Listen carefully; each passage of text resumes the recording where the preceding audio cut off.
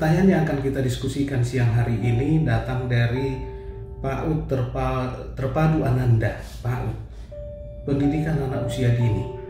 Nah, berarti ini mendidik anak-anak usia dini atau mempersiapkan untuk menjadi nanti engineer-engineer di pertambangan sepertinya ini. PAUD Terpadu Ananda bertanya begini, apakah operator alat berat wajib memiliki SIM B2, Pak? Oke, baik. Pembahasan kita mulai dari Undang-Undang Nomor 38 Tahun 2004 tentang jalan. Sebelum kita masuk peraturan-peraturan terkait yang diterbitkan oleh Kementerian ESDM. Di Undang-Undang Nomor 38 Tahun 2004 tentang jalan, di pasal 1 ayat 5 dan 6 disebutkan begini. Di pasal 1 ayat 5 bahwa jalan umum adalah jalan yang diperuntukkan bagi lalu lintas umum. Jalan umum adalah jalan yang diperuntukkan bagi lalu lintas umum. Sedangkan di pasal 1 ayat 6, jalan khusus adalah jalan yang dibangun oleh instansi, badan usaha, perseorangan atau kelompok masyarakat untuk kepentingan sendiri. Nah, di sini jalan itu dibagi menjadi dua, jalan umum dan jalan khusus.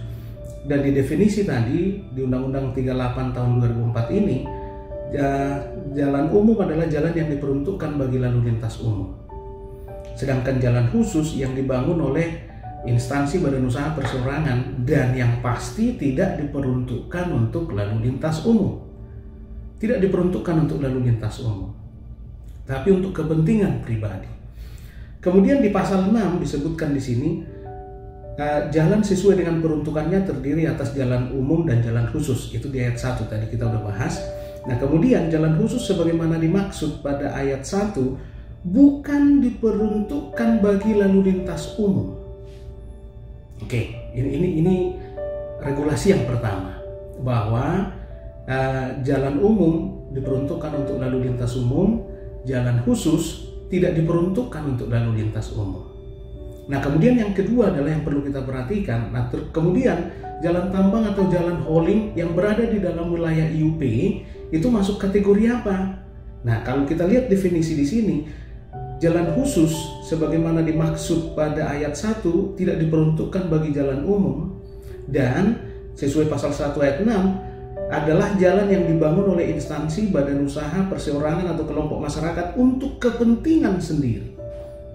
Berarti dari sini yang kedua adalah yang bisa kita simpulkan bahwa jalan pertambangan itu jalan yang berada di dalam wilayah kegiatan usaha pertambangan yang berada di dalam wilayah IUP itu masuk kategori jalan khusus.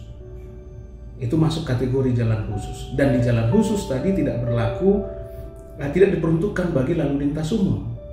Berarti jalan pertambangan itu tidak diperuntukkan bagi lalu lintas umum. Ini dua hal yang perlu kita simpulkan dulu. Nah, kemudian kalau kita buka lagi Undang-Undang Nomor 22, tadi Undang-Undang 38 tahun 2004. Nah, sekarang kita masuk ke Undang-Undang Nomor 22 tahun 2009 tentang lalu lintas dan angkutan jalan. Di pasal 77 ayat 1 disebutkan begini. Setiap orang yang mengemudikan kendaraan bermotor di jalan wajib memiliki SIM sesuai dengan jenis kendaraan. Setiap orang yang mengemudikan kendaraan bermotor di jalan wajib memiliki SIM. Pertanyaannya, jalan yang mana? Jalan umum atau jalan khusus? Nah, kemudian dari Undang-Undang Nomor 22 tahun 2009 pasal 77 ayat 1, kita kembali ke pasal 1 ayat 12. Masih Undang-Undang Nomor 22 tahun 2009. Jadi kita lihat dari belakang.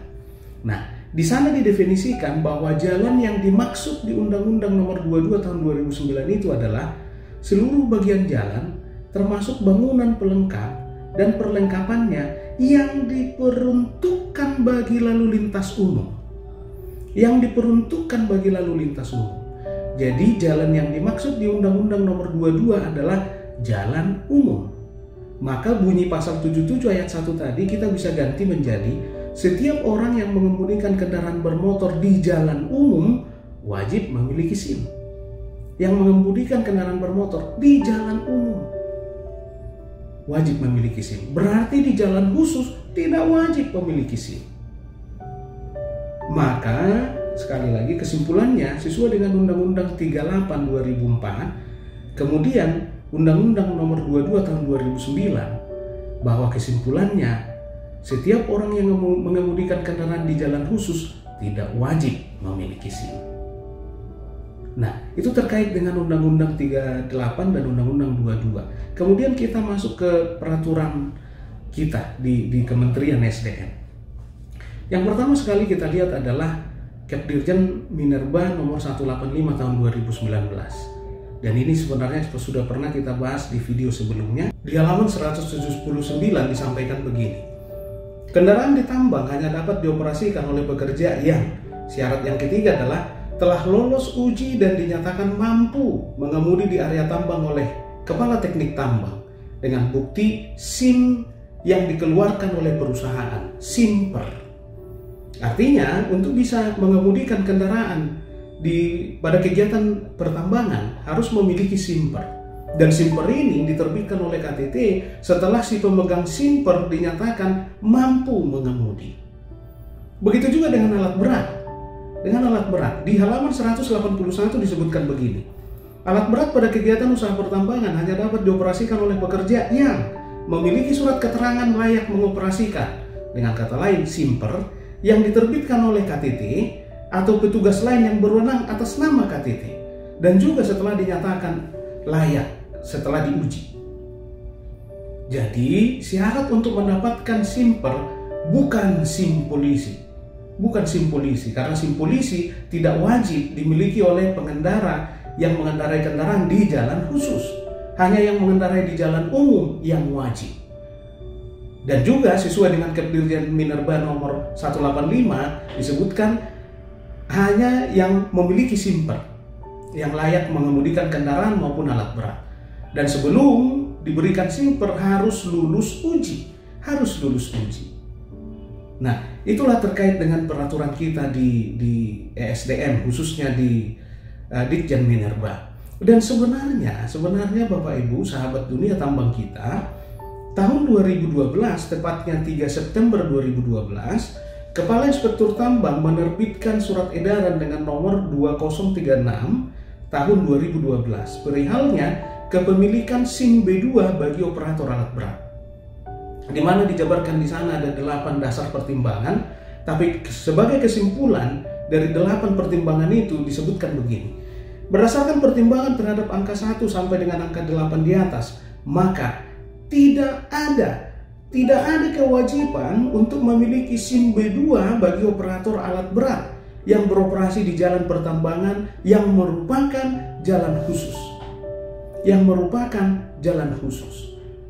Dengan demikian, maka operator alat berat harus menggunakan SIM khusus yang diterbitkan atau yang dikeluarkan oleh KTT atau petugas lain yang berwenang atas nama KTT sesuai dengan Kepmen nomor 555 saat itu. Jadi sekali lagi, baik berdasarkan Undang-Undang nomor 38 tahun 2004 dan Undang-Undang 22 tahun 2009, dan juga Kepdirjen nomor 185 tahun 2019, dan juga surat edaran 2036 tahun 2012, kesimpulannya untuk dapat mengemudikan kendaraan atau alat berat pada kegiatan usaha pertambangan tidak membutuhkan SIM polisi. Hanya membutuhkan SIMper yang diterbitkan oleh KTT atau oleh orang lain atas nama KTT. Artinya bisa orang lain, tidak harus selalu KTT, dengan catatan sudah ada surat pelimpahan wewenang dari KTT ke orang tersebut untuk menerbitkan SIMper.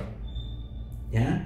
Nah, dan SIMper itu diberikan oleh KTT atau oleh orang lain atas nama KTT setelah pemegang SIMper dinyatakan lolos uji. Nah, jadi sekali lagi tidak dibutuhkan SIM polisi, kecuali sahabat dunia tambang kita, kecuali ada saat-saat kendaraan itu melintas di jalan umum. Nah, begitu melintas di jalan umum, maka harus memiliki SIM polisi. Bahkan hanya sekedar crossing.